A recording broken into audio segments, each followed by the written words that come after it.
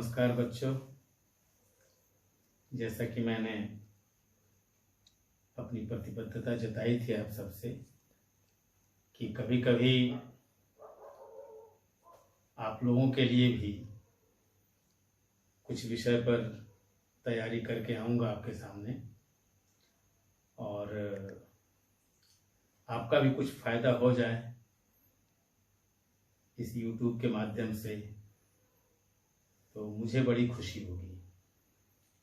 मैं ज़्यादा भूमिका में समय नहीं लेना चाहता हूँ और ये खास करके ये जो प्रस्तुति है वो केवल 12वीं कक्षा के विद्यार्थियों के लिए है।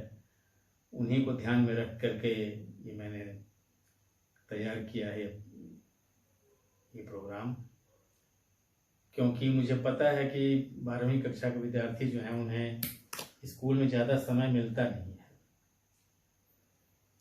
और इस बार तो और भी ज़्यादा असुविधा हो गई है। कोरोना वायरस के चलते पढ़ाई का बहुत भारी नुकसान हुआ है। खैर, परिस्थिति हमारे हाथ में नहीं है, हमसे जो हो सकता है हम करें, इसी में हमारा आपका सबका भला है। तो जहाँ तक हिंदी की बात है, सबसे पहले मैं चाहूँगा कि काव्य का जो अंश है उसको मैं धीरे धीरे समाप्त करूँ। उसके बाद गद्य पर जैसा आप लोगों से फीडबैक मिलेगा मैं उस पर भी काम करूँगा। आज कबीर के पद को हम पढ़ते हैं और जैसा कि मैं हमेशा क्लास में भी कहते रहता हूँ कि कवि के बारे में, लेखक के बारे में या जो भी है रचनाकार, उसके बारे में आप थोड़ा सा स्वयं जानकारी प्राप्त कर लें। जानकारी किताब में दी गई रहती है। इसके बावजूद थोड़ा सा मैं कहना चाहूँगा कि कबीर जो हैं उनका अक्खड़पन, उनका मस्त मौला होना और उनकी सदुकड़ी भाषा, बेलाग बातचीत, निर्भीक किसी के बारे में कोई टिप्पणी करना, ये उनकी खासियत रही है। आडंबर से हमेशा दूर, जात पात ऊंच नीच सबसे अलग उनकी एक पहचान है हिंदी साहित्य में। उनके बारे में एक पंक्ति आप हमेशा याद रखिएगा कि कबीरा खड़ा बाजार में मांगे सबकी खैर, ना काहू से दोस्ती ना काहू से बैर। यही सिद्धांत रहा, इसी पर वो हमेशा चले, अडिग रहे। और उन्हीं की कुछ पंक्तियां हैं जिन्हें आप साखी के रूप में जानते हैं। आपके पाठ्यक्रम में 10 साखियां हैं और पद भी है, तो पद हम लोग दूसरे एपिसोड में इसको लेंगे। आज हम ये जो 10 जो साखियां हैं उनकी व्याख्या करना चाहूँगा और आपसे गुजारिश होगी कि आप जब मुझे सुने तो अपनी जो आपकी जो पाठ्य पुस्तक है उसे अपने सामने रखें आप, तो आपको सुविधा होगी। नंबर 1, ज्ञान प्रकाश्या गुरु मिल्या, सो जिन बीसरी जाई, जब गोविंद कृपा करी तब गुरु मिलिया आई। आप इसकी दूसरी लाइन को पकड़ के पहले चलें कि जब गोविंद कृपा करी, यानी जब ईश्वर की कृपा होती है, ईश्वर का आशीर्वाद आपको प्राप्त होता है, ईश्वर आपसे खुश होता है, ईश्वर आपका कुछ भला करना चाहता है, तभी आपके जीवन में सदगुरु, जो सच्चा गुरु है, सही मायने में जो गुरु है, उसका संपर्क होता है आपसे। वो आपके संपर्क में आता है या आप उसके संपर्क में जाते हैं। ये ईश्वर की कृपा होती है तभी। बिना ईश्वर की कृपा के आपको सच्चा गुरु भी जीवन में कभी मिलने वाला नहीं है। अगर सच्चा गुरु मिला तो आप समझिए कि ईश्वर की कृपा आप पर है, और जब वो मिलेगा तभी ज्ञान का प्रकाश आपके जीवन में आएगा। आप अंधकार में हैं, अंधकार से प्रकाश में ले जाना ये सच्चे गुरु का काम है। इसलिए यदि ईश्वर की कृपा से अच्छा गुरु मिल जाता है, सदगुरु, सच्चा गुरु प्राप्त होता है आपके जीवन में, तो ये एक सीख है। कबीर ये आपसे चाहते हैं कि आप उस गुरु को कभी दिल से मत भुलाइए, दिल से उसे निकालिए मत। उसकी इज्जत कीजिए, उसके प्रति आदर का भाव रखिए, समर्पण का भाव रखिए, इसी में आपका कल्याण है। नंबर 2, ना गुरु मिल्या न शीस भया, लालच खेल्या डाव, दुन्यू बूढ़े धार में चढ़ी पाथर की नाव। यहां बड़ी विचित्र बात है। कबीर ये कहना चाहते हैं कि यदि सच्चा गुरु नहीं मिलेगा तो स्वाभाविक है कि सच्चा गुरु अगर नहीं मिला, सच्चे गुरु के अभाव में सच्चे शिष्य की भी कल्पना नहीं की जा सकती है। क्योंकि अगर गुरु भी सच्चा नहीं हुआ तो शिष्य सच्चा होगा नहीं, और दोनों जो हैं लालच के भंवर में फंसेंगे। गुरु भी सच्चा नहीं है तो वो भी लालच के भंवर में फंसेगा, शिष्य भी सच्चा नहीं हुआ तो वो भी लोभ के जाल में फंसेगा। और दोनों ही अगर इस जाल में फंस गए तो वही स्थिति होगी कि दोनों, लालची गुरु भी और लालची शिष्य भी, लोभ से ग्रस्त गुरु और शिष्य दोनों धार में, जीवन का जो प्रवाह है, जीवन की जो नदी है, जीवन का जो समंदर है, इस समंदर में दोनों ही ऐसे बहेंगे जैसे लगता हो कि पत्थर की नाव पे दोनों चढ़े हों। और पत्थर की नाव पे चढ़ने का मतलब है सीधा कि दोनों ही डूबेंगे, दोनों का सर्वनाश निश्चित है। नंबर 3, जाका गुरु भी अंधला, चेला खरा निरंध, अंधी अंधा ठेलिया, अंधे अंधा ठेलिया, दुन्यू कूप पड़ंत। यहां भी गुरु शिष्य की जो कमी है उसके ऊपर कबीर ने प्रकाश डाला है कि जिसका गुरु भी अंधा हो और चेला बिल्कुल ही अंधा हो, दोनों ही अयोग्य हों, कहने का मतलब दोनों ही अगर अयोग्य हों तो वही स्थिति बनती है कि एक अंधा दूसरे अंधे को धक्का दे के आगे बढ़ाने की कोशिश करे कि चल, तो क्या होगा, दोनों ही कुएं में गिरेंगे। यानी अगर गुरु ठीक नहीं हुआ तो गुरु शिष्य को भी ले डूबेगा, दोनों ही डूबेंगे। इसलिए सबसे पहले सद्गुरु का होना जरूरी है, क्योंकि सद्गुरु ही सच्चे शिष्य का निर्माण कर सकता है, शिष्य के व्यक्तित्व को एक आकार दे सकता है। और अगर ऐसा नहीं हुआ तो अंधकार में गिरना, अंधकार रूपी जो कुआं है उसमें गिरना स्वाभाविक है, निश्चित है। नंबर 4, कबीर संगति साधु की, कदे न निर्फल होई, चंदन होसी बावना, नीम न कहसी कोई। यहाँ कबीरदास जी ये कहना चाहते हैं कि यदि इंसान साधु संत यानी अच्छे लोगों के संपर्क में रहे तो वो संपर्क, उस संपर्क में रहना उसके लिए कभी बेकार सिद्ध नहीं होता। और सज्जनों के साथ रहने पर नीम जैसे कड़वे व्यक्तित्व वाला व्यक्ति भी चंदन जैसे 52 गुणों से संपन्न हो जाता है।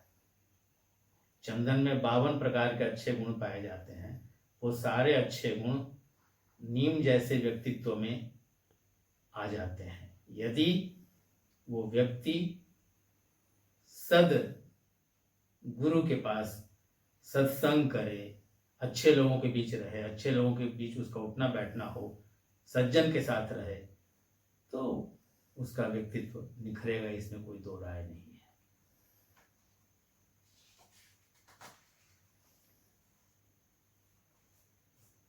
नंबर 5, जब मैं था तब हरि नहीं, अब हरि है मैं नाही। प्रेम गली अति सांकरी, जामे दो न समाही। यहां मैं शब्द पर आप ध्यान दीजिएगा। जब मैं था, यहां मैं का मतलब अहंकार, ईगो। जब मैं था तब हरि नहीं, यानी आपके अंदर जब तक अहंकार है तब तक आपके अंदर ईश्वर का वास नहीं हो सकता। आप जितनी भक्ति कर लें, जितनी पूजा कर लें। अब हरि है मैं नहीं। दूसरी स्थिति बनती है कि यदि आपके मन में हरि का वास है यानी ईश्वर है, तो जब ईश्वर है तो फिर वहां अहंकार होगा नहीं। सीधी बात है, अहंकार है तो ईश्वर से आप वंचित होंगे, और अगर आप में ईश्वर का वास हो गया तो अहंकार यूं ही दूर भाग जाएगा। क्योंकि ईश्वर प्राप्ति यानी प्रेम की प्राप्ति। ईश्वर को प्राप्त करने का मार्ग जो है वो प्रेम का मार्ग है, और प्रेम की गली जो है बड़ी पतली होती है, बहुत संकीर्ण होती है। उसमें एक आदमी ही जा सकता है और उधर से आ सकता है। अर्थात ईश्वर की प्राप्ति में या तो आप प्रेम के साथ जाएं या अहंकार के साथ जाएं। तो अहंकार के साथ जाएंगे तो ईश्वर तो मिलेगा नहीं, और प्रेम की गली में एक ही चलेगा, प्रेम। ईश्वर के पास एक ही रास्ता जाता है प्रेम का, और वो गली संकरी है, पतली है, उसमें केवल प्रेम जाएगा। अहंकार के लिए कोई जगह नहीं है। जहां में दो न समाए, उस गली में दो समा ही नहीं सकते हैं। उस रास्ते से केवल आप अकेला, आपका प्रेम जाएगा। तो भाव ये है कि ईश्वर को पाने के लिए केवल प्रेम और कोई भावना नहीं। 6 निंदक नियरे राखिए, आंगन कुटी छवाए, बिन पानी साबुन बिना निर्मल करे सुभाए। बड़ी उत्तम बात है, क्योंकि आजकल ये हम हमेशा देखते हैं कि अगर हमारी कोई थोड़ी निंदा कर दे, हम आग बबूला हो जाते हैं, क्रुद्ध हो जाते हैं, आपक हो बैठते हैं। ये गलत है। आज खास करके आज के ज़माने में हम देख रहे हैं कि अगर मीडिया के माध्यम से, अखबार के माध्यम से आप सरकार के विरोध में कुछ बोल दें, आप निशाने पर आ जाएंगे, आपके विरुद्ध कार्रवाई की जाएगी, आपकी जबान बंद कर दी जाती है। ये गलत है, ये नहीं होना चाहिए। ये बड़ी प्रासंगिक साखी है। ये कबीर की जो वाणी है, उसके विचार हैं, आज भी ये प्रत्यक्ष हमारे सामने ये सारी चीज़ें हो रही हैं। और उससे बचने के लिए कबीर ने यही कहा है कि जो आपकी निंदा करे उसे अपने पास रखिए। आंगन कुटी छवाए का मतलब ये नहीं है कि आंगन में उसके लिए झोपड़ी बना दीजिए, घर बना दीजिए, नहीं। प्रेम से, प्रेम पूर्वक उसे अपने पास रखिए, उसे दूरी मत बढ़ाइए। क्यों?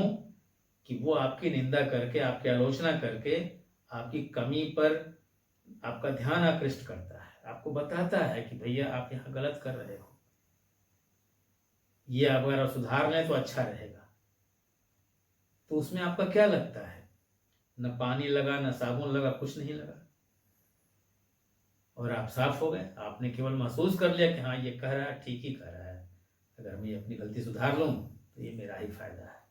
तो ये होना चाहिए कि हमें निंदक से दूरी नहीं बनानी चाहिए, बल्कि उसे उसकी बात पर गौर करना चाहिए कि भाई उसने कहा तो जरूर कोई बात है, तभी आपका कल्याण है। नंबर 7 हेरत हेरत हे सखी, रहया कबीर हिराई, बूंद समानी समुद्र में सोकत हेरी जाई। यहाँ ये थोड़ा सा, जैसे ऊपर आपने देखा कि थोड़ी व्यावहारिक बात थी, लेकिन यहाँ थोड़ा सा आध्यात्म, थोड़ा सा सोल, सुपर सोल, आत्मा, परमात्मा, ब्रह्म, जीव, इसकी चर्चा हो रही है। कबीर कहते हैं कि हेरत हेरत हे सखी, सखी कहा गया है जीव के लिए, यानी हे जीवात्मा, हे साथियों, हे मानव जगत के लोगों, आपसे ये कहना है कि स्वयं को जानिए कि आप कौन हैं। आप ईश्वर का अंश हैं, और उसी अंश को जब आप जान लेते हैं तो आपने सब कुछ जान लिया। और ये कितना महत्वपूर्ण है, उस पर ये इनकी बात देखिए। हेरत हेरत हे सखी, मैंने ढूंढते ढूंढते उस ब्रह्म को, मैं कौन हूं, ईश्वर कौन है, इसे जानने के लिए जो मेरा प्रयास रहा, ढूंढते ढूंढते मैं खुद गायब हो गया, खुद कहीं खो गया। लेकिन उस तथ्य को मैं जान नहीं पाया कि जीव क्या है, ब्रह्म क्या है, मैं पहचान नहीं पाया, कभी जान नहीं पाया। क्यों? कि बूंद समानी समुद्र में सोकत हेरी जाए। ये आत्मा जो है बूंद की तरह है, और परमात्मा ब्रह्म जो है वो पूरा सागर है, समंदर है। अब छोटी सी बूंद अगर समंदर में समा जाए तो बूंद का क्या अस्तित्व है? बूंद अपना अस्तित्व खो देती है, उस बूंद को ढूंढना मुश्किल है। उसी तरह से ब्रह्म की जो उसकी जो सत्ता है, उसका जो आयाम है, वो इतना विशाल, इतना व्यापक है कि छोटी सी आत्मा, छोटा सा जीव कहाँ गायब हो जाएगा, कोई ठीक नहीं है।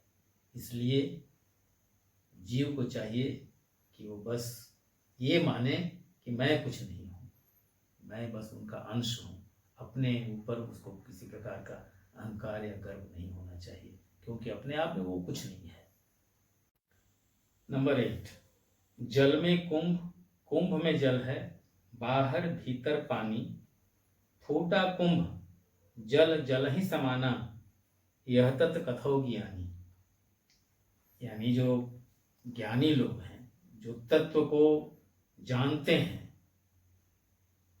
जो जीव और ब्रह्म के अस्तित्व को जानते हैं, उनका ये कहना है, उनका कथन है कि कुंभ जो है वो ब्रह्म है, और उसमें जो जल है वो जीव है। मान लीजिए, अब ये जल और कुंभ को आपको समझना है। जल में कुंभ, कुंभ में जल है, सीधी बात है। पूरा जल, जल जो है वो सागर है, मान लीजिए जलाशय है, ब्रह्म का स्वरूप है, और उसमें कुंभ गया। अब कुंभ के अंदर जो जल है, कुंभ के अंदर जो अब जल है, वो जल अब आपका वो जीव बन गया। और पानी सहित, जल सहित जो घड़ा है, वो अगर जलाशय में उसको रखिए, जब तक जलाशय से बाहर है, घड़ा बाहर और उसके अंदर जल, लेकिन जल से भरा हुआ कलश, घड़ा यदि जल में डुबा दिया जाए तो घड़े के अंदर भी जल है, घड़े के बाहर भी जल है। तो घड़ा क्या है? एक शरीर है, कुछ नहीं है। और उसके अंदर का जल उसकी आत्मा है, उसका जीव है। अब घड़ा जब फूट गया, मान लीजिए जल के अंदर घड़ा फूट गया, तो घड़े के अंदर का पानी कहाँ जाएगा? उसी पानी में मिल जाएगा। फिर आपको क्या पता है कि कौन पानी कहाँ है, घड़े का पानी कहाँ गया? तो वही स्थिति है। जैसे ही ये शरीर नष्ट होता है तो इसके अंदर जो आत्मा है वो निकल के परमात्मा में विलीन हो जाती है, और यही जीवन का सार है। इसीलिए कहा गया कि आत्मा कभी मरती नहीं है, आत्मा अजर है, अमर है, इसका कभी नाश नहीं होता। इसी सिद्धांत पर आधारित है। नंबर 9, काकर पाथर जोरी कै, मस्जिद लई बनाए, ताचड़ मुल्ला बांग दे, क्या बहरा हुआ खुदा है। ये कबीरदास जो हैं जात पात नहीं मानते थे, और पूजा पाठ आडंबर ये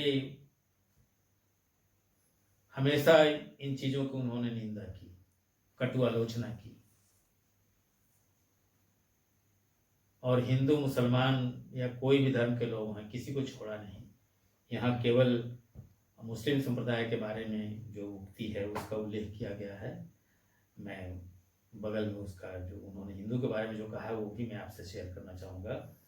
यहाँ कह रहे हैं मुस्लिम संप्रदाय के प्रति कि कांकर पाथर जोड़ के मस्जिद लई बना है, कि कंकर पत्थर मिला करके जोड़ करके उन्होंने मस्जिद खड़ी कर ली, और उस मस्जिद के ऊपर फिर ताज चढ़ ही, मैंने उसके ऊपर चढ़ के मुल्ला बांग दे, मुल्ला यानी जो मौलवी होते हैं, जो वहाँ के पुजारी होते हैं, वो उसके ऊपर चढ़ के बांग मतलब जोर से चिल्लाना, अल्लाहु अकबर, आपने सुना होगा। तो इतने जोर से चिल्लाने का क्या मतलब है? कबीरदास कहते हैं अरे क्यों चिल्ला रहे हो भाई, तुम्हारा भगवान, तुम्हारा खुदा, तुम्हारा अल्लाह बहरा है क्या, कितनी जोर से तुम्हें बोलना पड़ता है? तो इस पर उन्होंने चोट की है, पूजा पद्धति पर। ईश्वर को मानना है तो दिल से मानो, चिल्लाने से ईश्वर की प्राप्ति थोड़ी होती है। यही चीज उन्होंने हिंदू के बारे में भी कही है कि पाहन पूजे हरि मिले तो मैं पूजू पहाड़, ताते ये चक्की भले पीस खाए संसार। अगर पत्थर की पूजा करने से भगवान मिल जाए तब तो मैं चक्की की पूजा करूं, चक्की भी तो पत्थर की है। चक्की से तो गेहूं पीस करके आटा, उसके बाद उसकी रोटी बनती है, लोग खाते हैं, का पेट भरता है। और पत्थर ही पूजने से यदि भगवान मिले तो मैं पहाड़ ही पूजा कर लूं। और पहाड़ पहाड़ से अच्छा तो फिर चक्की है, यही कहना चाहते हैं। तो यहाँ भी व्यंग्य है, यहाँ भी आघात है। दोनों संप्रदाय को उन्होंने छोड़ा नहीं। हालांकि आपके पाठ्यक्रम में केवल एक पर चर्चा की गई है, कोई बात नहीं।